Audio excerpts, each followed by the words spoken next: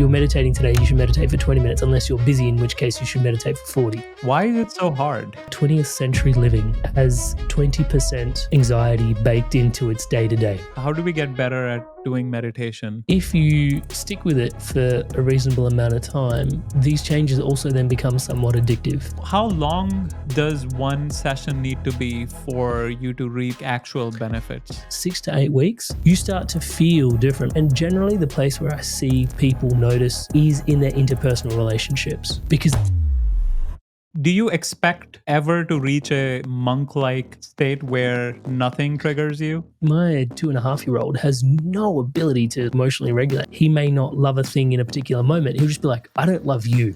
It's 2.5. And it's like, that can be really painful to hear when it's like, you're sleep deprived and you poured your entire being into supporting this little dude. And then you literally just like, that's just a thought, it's not his truth. Is meditation the only tool? If someone really can't do it, are there other options? Oh my God, so many options. Yeah, absolutely. So journaling is an amazing practice, which I'm conscious as soon as I said meditation is like followed up by journaling. People are like, oh my God, this guy. In today's episode, we're talking to Amrit Sandhu, a renowned spiritual entrepreneur who helps people better align their lives with their core values. We'll delve into how to find what matters most to you and why meditation is the key to unlocking greater success and fulfillment. Stay tuned until the end to learn the top strategies for starting meditation today so you can experience its positive compounding effects. Question on meditation. Why is it so hard? Why is it so hard? There's so many points to filter into here. The one that jumps out the most at this particular moment in time is some of the conversations I've had with Stephen Kotler, he founder of the Flow Research Collective. He talks about how 20th century living has 20% anxiety baked into its day-to-day. Yeah. And so maybe just a quick distillation on anxiety, depression, and being in the present moment. And, this is a quick disclaimer. I always sort of put like a little asterisk in before I start talking about depression and anxiety, because these are all the natural ways to understand your mind and your being and coming back to awareness of how to potentially mitigate anxiety and depression in your being, in your system. But there are some people that generally have, might genuinely have chemical imbalances that potentially need to go get psychological, psychiatric support. But that aside, so the key thing that I have discovered through, working with Eckhart Tolle for 6 months and, everything that I've learned through this path so far is whenever you're thinking about the past, you reflect back, it's like, oh, I should have done this, or I could have done that, or I wish this would have happened, or man, that didn't go my way. You can already feel the frequency of the words that I'm saying. It's kind of deflating. It is depressing. And that's everything that was in the past. So you reflecting on your past is generally depressing. Yeah. And you reflecting on your future, I wonder if this is going to work out tomorrow. I wonder what's going to happen is that person going to come? Oh, I was meant to go to the airport. Is that person going to arrive on time? And you got all these things that you start to think about, and you can feel already the frequencies getting a bit like up tempo. And that future thinking is your anxiety. Yeah. And so at this particular juncture, just want to throw in, there's nothing wrong with looking back and learning where we've come from and learning from your mistakes and looking forward and projecting and planning where we go. For, God's sake, I'm a coach, that's generally what I help people do. But in there, the problem lies in spending most of your time in future thinking or most of your time in past thinking. So that's why depression and anxiety are treated like one and the same in many ways, because the biggest challenge actually is you're not anchored in the present moment. Yeah, you're not here now. And it can be uncomfortable for a variety of reasons as to why you're not present with yourself in the moment. It may just be that, there's underlying stuff in your nervous system which just basically makes it really traumatic to sort of just settle in and just sit by yourself and just sit still. But then there's also all the external factors which I was alluding to before, right? Which is 20% of modern day living is baked in with anxiety. You look at capitalism, the way that it's running. I'm not here to demonize capitalism in any way, but it is this machine that is like churning and whirring, that you can feel it to some degree, right? And that's when you like, it's the frequency of when you go to a city and then you go away on a retreat to the bush or like the country, and then you come back to the city and you can feel there's a whir in the city. That's that 20% of like, oh yeah, we're trying to get things done, make things happen. So when you're in that environment and you can already feel there's progress saturated in the environment around you, to then come bring yourself to a grinding halt for a few moments can be so challenging, because it's just like, oh, what am I doing? Nothing. We're so programmed to like even just believe that our whole worth is predicated upon what we do. It was like, hey, Abby, how are you? What do you do? You know, it's like the very next question people ask you, and they measure your worth entirely on what it is that you do. And so stopping to do nothing for a moment and embrace being, even as I'm saying that, I can feel how uncomfortable it must be for some people. So there's a lot of reasons in there. Societal, could be your own nervous system and regulation pieces in there, and we can discuss why those nervous system pieces drop in. But yeah, I think we could talk about that forever. So hopefully that's a good high level answer for you. Yeah, no, it is very well articulated. I never Yeah. thought about it from that angle. So how do we get better? How do we get better at doing meditation? Because everyone, like, no one is disagreeing that meditation is not good for you, Yeah. right? Yeah, it's true. Everyone tries it, and then a lot of people just give up. give up. So yeah. how do we stick to it? Like, are there any specific exercises, like maybe guided meditation or some apps or some kind of software you can use to help you get better at it?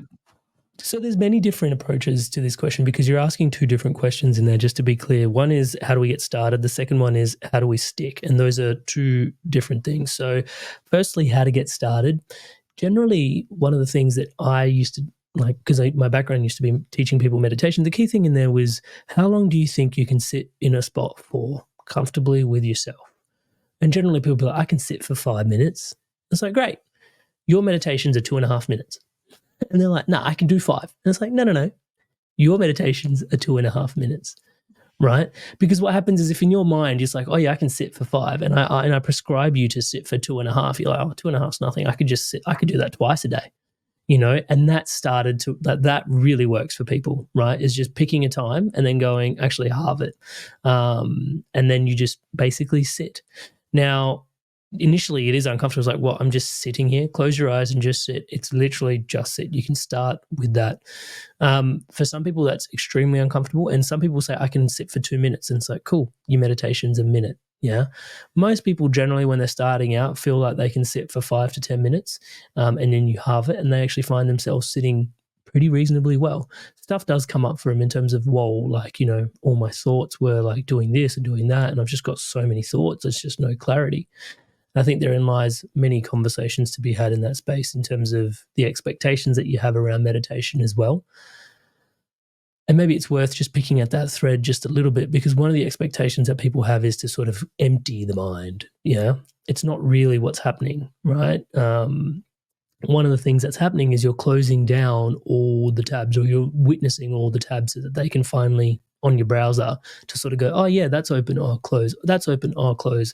But you're not actively having to close them, but you have to see them for them to sort of fulfill their energy, however you want to describe the energy of that thought. Like, it emerged and you sort of had it open as like taking up bandwidth in your mind. But if you just sit for a moment and just go, oh yeah, that was open as well, oh yeah, that was open as well, they'll just come to a natural resolution. So that's a very helpful process to be a part of. But yeah, so getting started, half the time in which you can expect to sit, or there's, like you said, guided meditation can be a great way to start. Yeah. And generally finding your favorites is really helpful, and finding something that you genuinely feel like is adding value to you at a particular time. So one of my favorite and most popular meditations of mine on Insight Timer is a gratitude meditation, and it goes for 10 minutes. And consciously I made it go for 10 minutes, right? Super short. And you're just experiencing gratitude in like so many dimensions of your life, in a 10-minute period, that at the end of the 10 minutes, you're like, wow, my life's pretty amazing. Like, I'm grateful for so much stuff. Yeah. And so that is a gratitude meditation. Now, Is it meditation, like purely as what meditation is? It's probably worth discussing passive and active meditation. So that's an active meditation. You're giving your mind something to actively focus on so that, you can change your mindset, change your state, change your being. But there's also a lot to be said for passive meditation, where you basically sit and allow the energy of everything that's in your system, in your space, even in your nervous system. Stuff comes up, stuff flows. You're an energetic being, right? From there, allowing all of that to then resolve and just passively witness it rather than getting entangled with it. There's a lot of good that comes out of passive meditation. But you're right. Like, active meditation can be a great way to start using apps and all sorts of stuff like that. My favorite app personally is Insight Timer and the Waking Up app by Sam Harris. Those two apps are my sort of left-right punch that I recommend. And massive champion for passive meditation and sitting there and just witnessing your stuff through mindfulness and then accessing meditation. There's a whole nother conversation to be had around manifestation that also is available to you if you do passive styles of meditation, but we can talk more about that down the line. Yeah, I think that answers your question. I thought passive was more like when you go for a walk and you're trying to just enjoy the walk, but you're not trying to actively meditate. What is that considered? So for me, that's an active meditation because you're moving. And generally, if you are bringing your mind's awareness to, generally the walking meditations I've come across, and I've put a couple together, again, on Insight Timer. Again, sounds like I'm promoting Insight Timer. But as you're walking you're like feeling into your foot's placement and you're becoming super present into the moment. And you're using the sensation of exactly how everything is happening with your feet as you're walking, and then you're taking in your entire environment. It's quite active as a meditation because you're using sensory input to guide you on your meditation, right? When you're not necessarily requiring as much sensory input, generally going into your meditation, the way I guide them is through mindfulness. So it is a lot of sensory, but it's more listening and then tuning into your breath. And then eventually you let the sensations go and see just where you float into, right? And that becomes passive because you're not actually relying on the sensory experience to be present in the moment. Does that make sense? Yeah, no, it does. Cool. How long does one session need to be for you to reap like actual benefits? And this circles back to your earlier point about, how do we stick? Why is it so challenging? So that's the thing, yeah. It's like compound interest. Everybody knows they should probably put aside $100 a week, and over time when they go to retire, they'll be way wealthier for it, yeah, because of the eighth miracle of the eighth wonder of the world, as Einstein put it. Compound interest is just whoa, yeah. But we don't do it. Yeah, and meditation is exactly the same. Like, I see no difference in it. It's one of those compound interest things. So, do you save $1? Do you save $100? Do you save $1,000 a week? It's however much you can afford to put into it. Yeah, it's not. There's no right or wrong.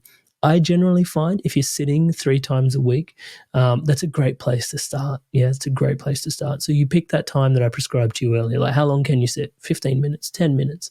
All right, halve it. And do that at least 3 times a week. And if you stick to it for about 6 to 8 weeks, I know that's a long time, so pardon me for that, but 6 to 8 weeks, you start to feel different. Like, you'll notice, and generally the place where I see people notice first and foremost the changes transpire is in their interpersonal relationships, because they're not as triggered. Yeah, because you're aware of your own thoughts, and someone will say something to you generally, and something will happen, and there's an occurrence, and it's like, oh, I'm not finding myself needing to react in this particular moment.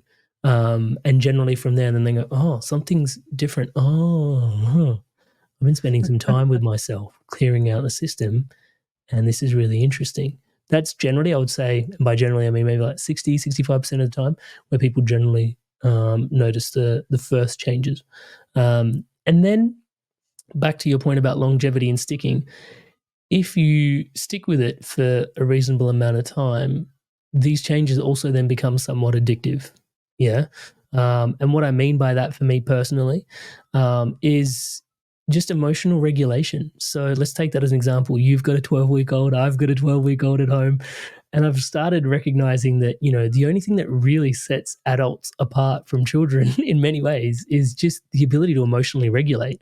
Like my 2.5-year-old has no ability to like emotionally regulate, and he's not meant to. Yeah, it's beautiful just witnessing the emotions just pour out. Like you're like, whoa, that's sadness, and whoa, that's joy. It's incredible. But at the same time, my job as his father, as the adult, is to emotionally regulate. And I'll be I'll have to admit at certain points in time, I can't. It's like, that's too much. Like, stop that. And I get triggered. And I can see that like, oh, there's a part of me that's my inner child that I can see. It's like, oh, that part's not regulated. And there's a trigger in there. However, taking the time to build emotional resilience through mindfulness and going, actually, these are all just thoughts. Like in the moment, like my son may say something like something as simple as, this can be quite triggering, right? Like my son he's 2.5. He doesn't know that he may not love a thing in a particular moment. He'll just be like, I don't love you. He's 2.5. And it's like, that can be really painful to hear when you're sleep deprived and you've poured your entire being into supporting this little dude, do everything. Touch wood. I don't love you. It's like, what?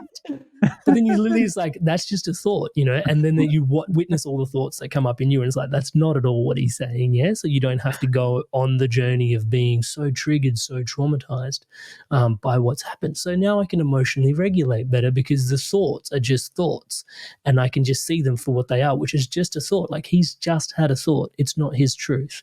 I've just had some thoughts that are attached to that thought. It's not my truth.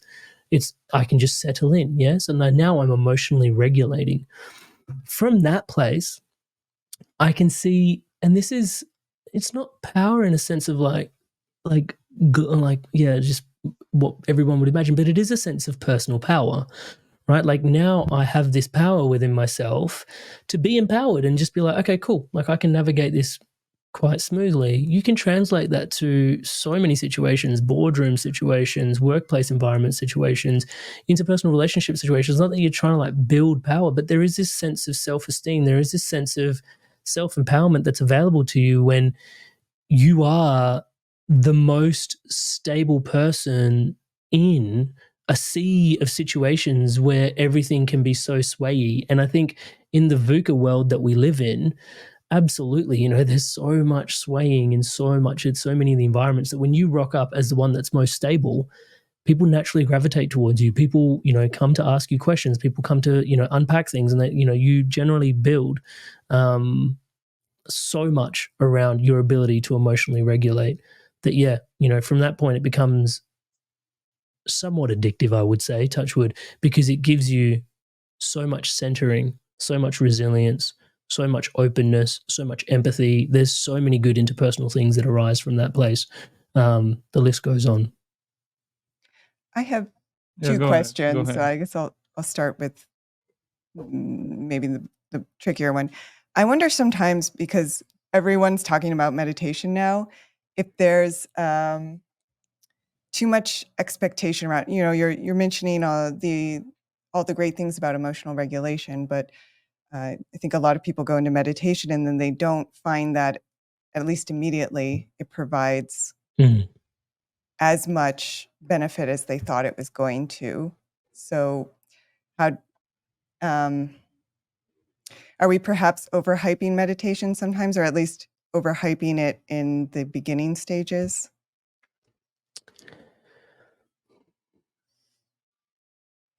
I don't think so. I'll explain that in a metaphor that's probably more appropriate to both of our spaces. So podcasting, let's take that as an example. Many people are starting up podcasts now. I've been running mine for 7 years. Yeah, 7.5. Yeah, 7 years. Let's just run with 7.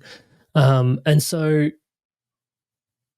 at present, I'll just give you an example, touch wood, and this is not to sort of sell the podcast, but the podcast in its 7 years has had 3 million downloads. Yeah. In the last 7 weeks, it had 1.5 million.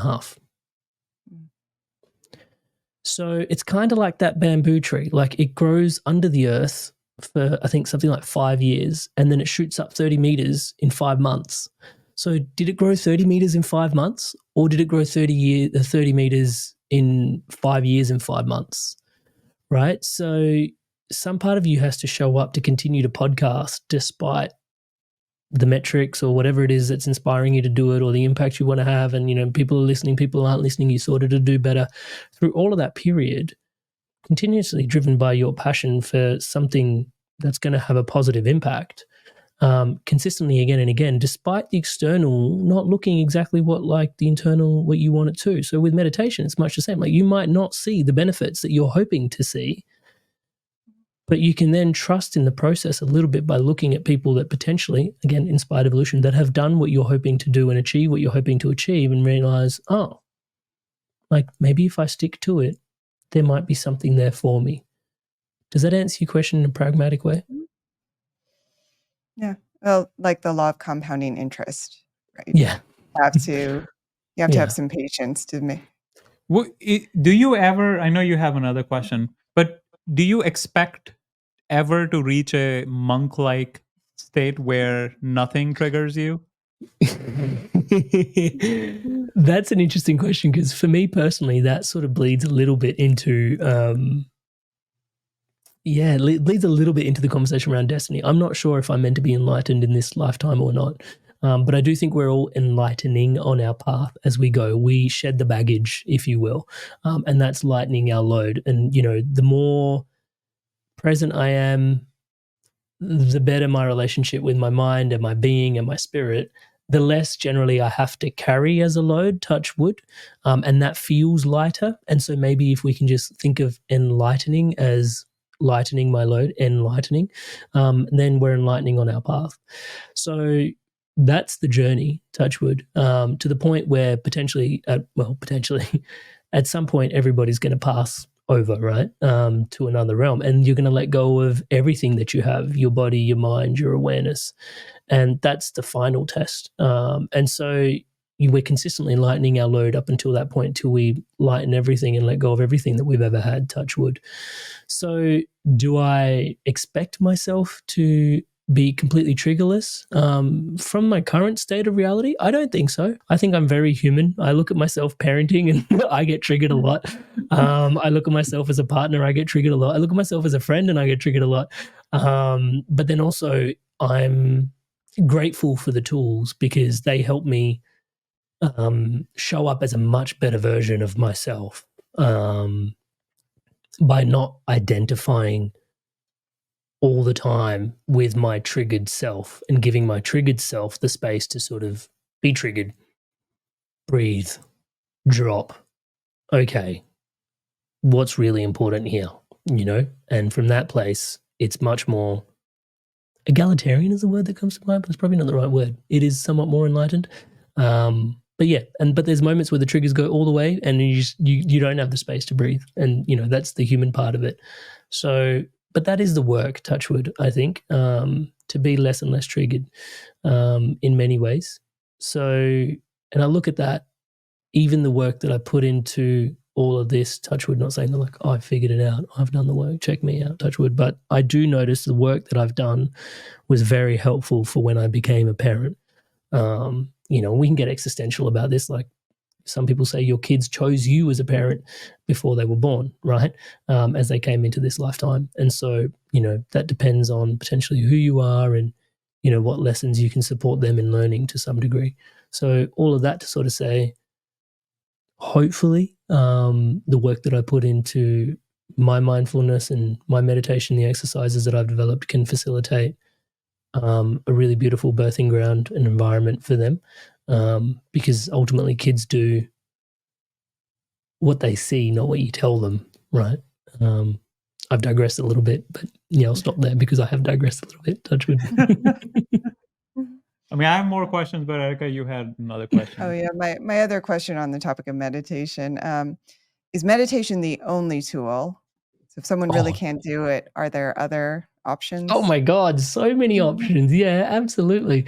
So journaling is an amazing practice, which I'm conscious as soon as I said meditation is like followed up by journaling, people are like, oh my God, this guy. For me personally, journaling was something that was just always so hard to come to. And the only way I really started opening up to journaling was actually taking notes on my phone. Every night I just list 5 things that I was grateful for, and I started to recognize, I'm doing a gratitude journal just by, doing that 5 things that I'm journaling. And I had a beautiful brother, Mark Champagne, on my podcast, and he wrote a book called Personal Socrates. And what I learned from him is people think journaling is pen to paper, but it's not. Like me going for a walk and thinking about things is also journaling. You're scribing things on your mind. And so that was really beautiful to witness. Like sometimes going to bed, like lying down, just checking in with your partner. Hey, what are 3 things you're grateful for today? This, and that. What are 3 things you're grateful for? This, and that. You basically just gratitude journaled on the back of your mind. I do believe there's something special about pen to paper. I'm a little bit woo-woo, if you guys haven't already been able to tell thus far. The alchemy of taking something that was purely just thought and materializing it into 3D through the power of the biro and ink, I don't know. It seems pretty miraculous when you pause to just think about it for a second. So I do think writing things down is pretty cool. But do I do it myself? There are times where I'm leaning into journaling a lot, and there are times where not so much. So journaling's a great exercise. Even like for me, I go to the gym and I work out, and generally when I'm doing most of my reps and sets and stuff like that, I'm eyes closed. And I've had personal trainers come to me like, how come your eyes are closed? You're meant to be watching what you're doing. And it's like, no, I'm breathing and I'm feeling my way through the exercise. It's just how I prefer to do it, right? Touch wood. But I do think for a lot of people, the gym, taking a moment to like, let's just take a bench press for an example. Like you're breathing in, 1, 2, like you're in that meditative state. So I think there's lots of places going for walks in nature, spending time by the beach. There's lots of great things. And ultimately, I think what this question is really about is what fills up your cup, right? What fills up your cup for you in a really rich and nourishing and enriching ways. And it's not meant to be the same thing for everybody. Yeah, there's 8 billion of us here. We're all meant to be experiencing life differently. No 2 of us are meant to be the same, which is also one of the challenges with capitalism, which is just like everybody needs to be this person. It's just, get a good house, get a good partner, have good kids, retire, and then live your life at 65. It's like this prescription. But everybody's different. Everybody's a unique particle in this expression of life. Everybody's meant to have their own thing. So for walks in nature might be somebody's way to really connect with themselves and disconnect from all the stresses of their life. For someone else, it might be sitting down with, a coffee or a hot chocolate and just taking the time to journal. For someone, it's to sit with a sand timer and just sit for an hour in meditation. For someone else, it's, their yoga practice. For someone else, it's their practice with going to the gym. For other people, it may be actually spending time with friends. It's what fills up your cup is ultimately the question. I have a special bias for meditation, so I'm conscious. I think there's a lot of benefits that can be reaped from that place, just for the nature of the mind, especially towards you start looking at all the spiritual paths that have gone before us. From the East, most of them will prescribe some form of meditation. So there is something special about it. But does it have to be like if you're not meditating, you're not doing the work? Absolutely not. There's so many ways to do the work. Yeah. What are your thoughts on meditation retreats? I think they're amazing. Yeah, I think they're amazing. You want permission to splurge on one? Is that you don't even have to splurge. Like most Vipassanas are very affordable. So and if you can find one of my recommendations would be if you're going to do a Vipassana, find one in an idyllic sort of serene location, just because you're bringing up a lot of stuff and beautiful nature can be really supportive. Touch wood. I'm a big advocate for it. It's like a reset. Yeah. So especially I'm a big fan of retreats in general. It doesn't have to be a meditation retreat. Yeah. The reason I love retreats is because, again, that 20% frequency of anxiety of, just the whir and the churn of the city that we're in, right? Like that's just happening. That's just on. But when you go to a retreat, it's literally what you're doing. You're retreating from all of that. Your nervous system can just let it all go and just come back to self and just go, oh, wow, this is without all the doing. This is my being. How amazing is my being? Just me being me without needing to be all the labels and everything that's attached to me. touch wood. And then you can return with that, sense of calm, sense of stillness, sense of centeredness. Taking time to retreat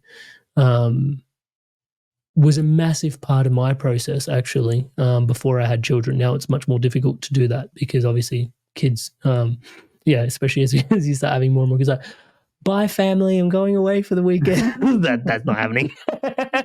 Touch wood, especially at the early ages. Maybe once they're 5 and they start going to school. But yeah, before that, every 3 months, every 6 months, going away on a retreat, even if it's just for a weekend. Yeah. And it could just be camping. It can just be spending some time in a log cabin. Ideally, if you're going with some friends, that's beautiful. But if it's a retreat that's also structured around an activity, whether it's, community, men's work, women's circles, meditation, all of that stuff is good, really good stuff, I believe, touch wood, especially from the lens of your nervous system and rejuvenation. Right. What are your thoughts on like people who are against meditation, usually like super ambitious people, and they kind of think of meditation as like either waste of time or like being anti-ambitious. So what would you say, what would be your message be to those people? It's a very interesting train of thought to think that it's a waste of time, because it's what I have found in my experience, and this makes no sense, right? And I'm conscious it makes no sense for your rational mind. Left brain logic mind is going to be like, what? Shut up. But your right brain, like the open part of you, is also like, we'll start to lean in, is it actually gives you more time. So there's this famous sort of quote in the meditation circles, like, if you're busy, you should only meditate for 20 minutes. Sorry, if it's your everyday, if you're meditating today, you should meditate for 20 minutes, unless you're busy, in which case you should meditate for 40. Right. And the idea being that when you finally sit, all that busyness which you're carrying in your nervous system, the way your consciousness sort of like articulates time in its awareness is very frantic. It's like, oh, I've got to do this, and I'm going to do that, and I'm going to do this, and I'm going to do that. And before you know it, boom, it's like 6:30 at night, and you're sitting down for dinner. It's like, whoa, what a day. Yeah. As opposed to you taking that 20 minutes, and maybe it's not 20 minutes, maybe it's 5 minutes twice, maybe it's just that 5 minutes that you take, but that just taking a moment to breathe and allowing your nervous system to base, and then you go, oh yeah, like, okay, this is happening now, and then that's going to happen. You're much more regulated as you're going through it. It's not as frantic. Time actually opens up to you in a very different way, right? Is my awareness of it. It's consistent with everybody that I've worked with, touch wood. And so especially for those that are ambitious, who wouldn't want more time in their day. So that's where meditation is super helpful with your relationship with time and the way that you're processing it. And I know for the left brain, it's like, yeah, but you just stole 20 minutes, 40 minutes out of my day. But it's like, yeah, but it then impacts the rest of your day in such an incredible way. Yeah. Does that answer your question around time? Yeah, I'm gonna go one step further with the playing the devil's advocate. Please. So assuming like I'm playing this ambitious guy, so I still have those 10 to-do items that I need to complete today, right? And I'm spending 40 minutes doing meditation, which means like 2 out of those 10 things don't get done, or they get moved to the following day. So how do I solve that dilemma? So one of the first things you recognize is you've probably got 10 things on your to-do list today because you've got 10 open things in your bandwidth in your mind going at any given time. Yeah. Whoa. 10's a lot. Yeah. 10's a lot. And then if you take the time to sit and process and be still, you'll actually realize what are the biggest ones that will move the needle the most. Because that's one thing I find with entrepreneurs, like finding the essential thing. The thing that is most essential is actually the one that's going to move the needle the most. Those are probably like, there's probably just one of those things that you need to be doing, right? Or 2 of those things. And if you can just focus, take a moment to breathe, deep, like base out, come back and just afford yourself some mental clarity without being in the sort of like the humdrum of like everything that's in your to-do list. You go, actually, the most important thing is this. I'm going to eat the frog. I'm going to go do that. And I've got the capacity to do that because I just took some time out for myself. And if you can just do 1 or 2 things, yes, there's going to be 8 things still hanging off the back of your list, but you did the most important things. Those 8 things will get done eventually probably likely they should probably be delegated if you've got that many things on your to-do list. And I'm identifying that as myself, like as an entrepreneur, that always happens. Like my to-do list is like, Jesus, like I've got a project management tool, and things don't seem to get smaller. They just seem to get bigger and bigger and bigger and bigger and bigger and bigger and bigger. I think that's just the nature of the entrepreneurship journey. But the key thing is being able to identify what is most important. How do you do that if you don't have a relationship with your mind where you can actually observe it and go, all this is happening, and potentially in my business, all this is happening, but what is the most important thing that I need to do? And it's actually like this meeting with this person about said thing, and this task I need to get done because no one else can do. The rest, actually, maybe half of that can be delegated. It's not going to be as great if I delegate it, but it's going to get done better than not having it done and landing on my plate. And there's 3 things here that I need to come back to later.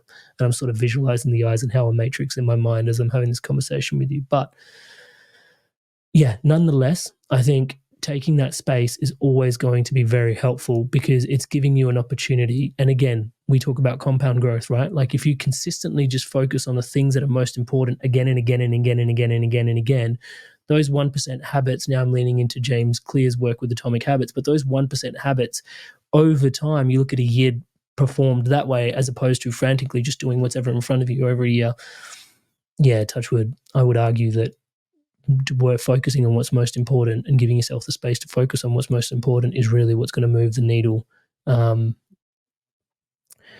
in a more potent way, but then also in a way that supports longevity because, again, you're more regulated as you're going through this, right? You're not as frazzled. You're not as Bernie outy sort of energy, which is like, I could do all the things, I could do all the things, I could do all the things. Touch wood. Are you still have questions about meditation? Yeah, just one last. Actually, yeah, 2-part question. Mhm. What's the best time to do the meditation? Is it usually like first thing in the morning, middle of the day, and or before going to bed? And the second part was, is sleep meditation considered to be a regular meditation, or would you not consider it? I have no idea what sleep meditation is. Is it yoga nidra that you're referring to, where you're scanning your body and you're gently falling asleep? Yeah.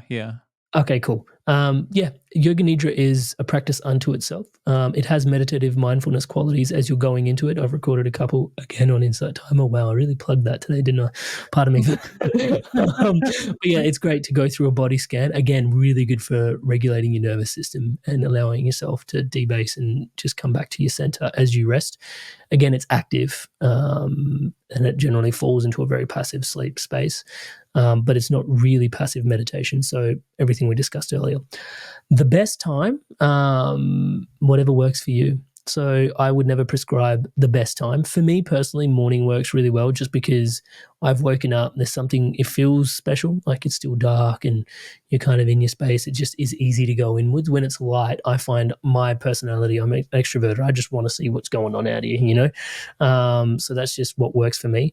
But many of my clients, it's actually, I remember one of my first clients that I ever coached, we were trying to get her to start a morning practice, and I was pretty gung-ho in her starting a morning practice. And it worked best for her when she came back from work. Like she came back from work, she needed a separator from her day. She sat for 20 minutes and she found herself sitting for like an hour. She was just like, oh, that was sublime. Like I just dropped everything from my morning day, came back into myself. My evenings opened up to me in such a rich way, and that became her practice. Some people, it's nighttime. It's whenever it really works for you. If it's your lunch break and you need to take 10 out because you go to the park and, you know, you've got young kids and that's the only time you're at work and you got 10 minutes in your lunch break where you can take 10 to meditate, brilliant. Whatever works for you. Okay. I wanted to ask about your transition from construction management to entrepreneurship and how you made that work. Well, it was a big part of it was monkey roping. Yeah, so it was doing the podcast, which I didn't really realize the podcast was, I don't know, what do you say the podcast is? It wasn't really a business at the time. I had no idea. It was just a podcast. It was just a hobby. It was a venture. Venture is the wrong word. It was a hobby. And so I started doing this thing on the side that started giving me a lot of meaning. Thankfully, from the audience, about 6 months in, someone said, hey, will you coach me? And I started coaching from there. And that just continued to grow into like a coaching platform. Some of my early coaching clients got me my first speaking engagements on stages, and that sort of led into inspirational speaking. But the backbone of everything was always the podcast, because it gave me so much insight and inspiration from everybody that I was talking to every week. Honestly, the thing that helped me leave the most was just how painful it was after a while, the existential angst. The career misalignment got so uncomfortable that after a while it was just like, this is just not working. Like this, and I still had the message at the time that my health is my purpose is my health, and carrying that every day, touch wood, into that environment and recognizing that I'm not really aligned, not sure how to align myself, was so disempowering, so overwhelming, that it's actually what caused all that pressure. I think thinking about a diamond, not that I'm shiny, touch wood, but all that carbon pressure to then poof, like turn it into something that's quite remarkable. Again, not saying the Inspired version is remarkable, but it's changed my life, touch wood, is what I would say. That came from actually all the challenge of how uncomfortable it felt to be in that environment. Probably not the answer you're looking for, but that's really what caused me to shift. And when you did quit your job, what was your plan financially? Were you? Yeah, it was Go interesting. ahead. So when I left, I don't coach people into this model. When I left, I had a little bit of savings, and I just knew that enough was enough, and I'm leaving, right? But the key thing, generally, the best, and having said that, I had been operating a podcast for 6 to 7 months. I had my first coaching client, but it wasn't replacing my income, right? So the key thing in there generally is really nice and I look back, and that was super stressful for me. If I could have built up my coaching income to at least a certain point, right, then I would have been doing this thing that we call monkey roping. Like a monkey holds onto one rope, which is your current career. You get the other rope swinging, which is your hobby, turning into your next career. And then you can let go of the old one as the momentum is picking up on the new one, right? So that would have been a smoother transition. But again, as a coach, I recognize I go through certain challenges to mitigate them for others, right? Touch wood, and finding the more finessed model to be able to facilitate that transformation with greater ease for others. Yeah, touch wood. Do you think entrepreneurship is generally the path that many people should take if they want to better align themselves with their values, or is there a way to keep your job and become spiritually aligned? Absolutely not. I don't think you have to be in entrepreneurship at all. I think you can be an intrapreneur. I think you can be an entrepreneur. I think there's plenty to be said about entrepreneurship as well. Your values can show up in so many different ways. So I think it's easy to sort of say, in order for me to be in carving out the space to live in alignment with my values, I have to carve out my own business. That's definitely not the case. I would say 50% of my coaching clientele are entrepreneurs. Like they're within organizations championing their way forward in alignment with their values because the organization is in alignment. Oftentimes what's happening with my coaching clients is they're coming from a place which they recognize is not working for them. We help them pivot so it looks like career coaching for a minute, and then they've found an organization where they're super aligned. And then from there, they're just like, we try and raise them through the ranks so that they can have the biggest impact that they can have in alignment to their values. So the short answer is absolutely not. You can totally be an entrepreneur. Yep. I had a question about podcasting. Since you've been doing for so long, and I know now the space is actually getting somewhat saturated, do you think it's still possible to start a successful podcast in 2024? Absolutely. I think the key thing in there is it's not actually about whether you're starting. I think the key thing is actually the longevity with which you're going to commit to the project. Because I heard somewhere, and I'm going to butcher these numbers, but if you make it past episode 9, you're in like the top 10% of podcasts or something. And if you make it past episode 27, you're in the top 3% of podcasts already. So that just shows everybody starts a podcast. Sure, it may be saturated, but they don't commit. Yeah, I've been doing a podcast every week for the last 7.5 years. Yeah. And then it's also going to be now in the last 6 months, we've gone up to 2 a week. Yeah. And when we get to 100,000 subscribers on YouTube, we're going up to 3 a week. And so that consistency has just made everything that you see around the Inspired Evolution ecosystem what it is. But it has required a long-term perspective. I've given myself the perspective that I'm not going to judge how this is going until I get 10 years in. And yeah, there's another 2 and a bit years to really assess how this has performed. So it's required that long-term mindset. But yeah, as long as you're looking at it long-term, I think you will differentiate yourself from everybody else, because everybody else that has succeeded in the podcasting space that I was researching when I started out, that was the universal theme. It's like, hey, I just didn't quit. Like, my podcast is average, but I just didn't quit, you know?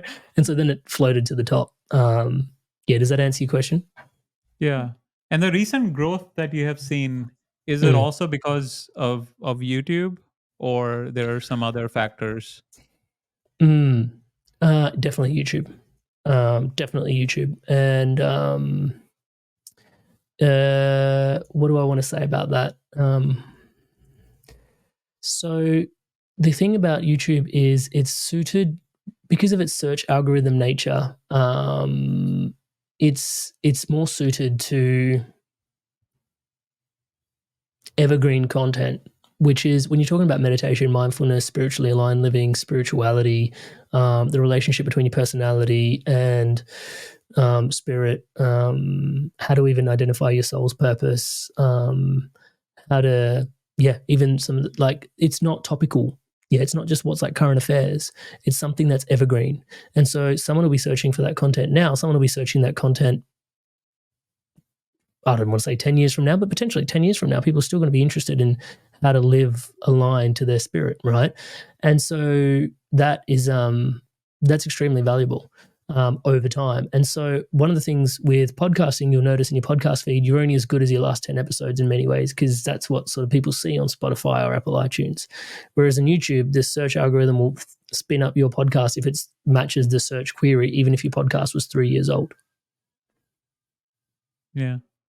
Was there a particular episode that went viral, or was it like a slow growth? It's been a slow growth. There are episodes that do better than others, and that helped me refine my niche much better, just while we're talking shop on that sort of stuff. Like, for me, for the longest time, it's been spiritual entrepreneurship. That's involved mindset, that's involved health, that's involved nutrition, that's involved movement, that's involved spirituality, that's involved emotional intelligence. It's been all these things, and I've had podcast guests on all those avenues, again, for the last 7 years. But one of the things that started to happen is we started to notice, and this is why YouTube is also great, because it gives you so much analytics on the back end, right? So we started to see that our core demographics only really, only about 1,000 people were watching, each video. But if I put out a video on spirituality and mindset and psychology and stuff like that, and, the entrepreneurial mindset, spiritual mindset, spirituality, those episodes would do like 10,000 views. And you'd be like, whoa, why don't I just do more of those? That's like 10 of those, like one of those is worth 10 of all the others.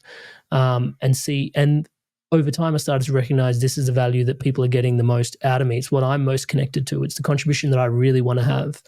I think something to be mindful of is, just because certain content is performing well, you do have to check in with yourself and go, is this really the path that I want to go down? Like, do I really want to help people champion spiritually aligned living?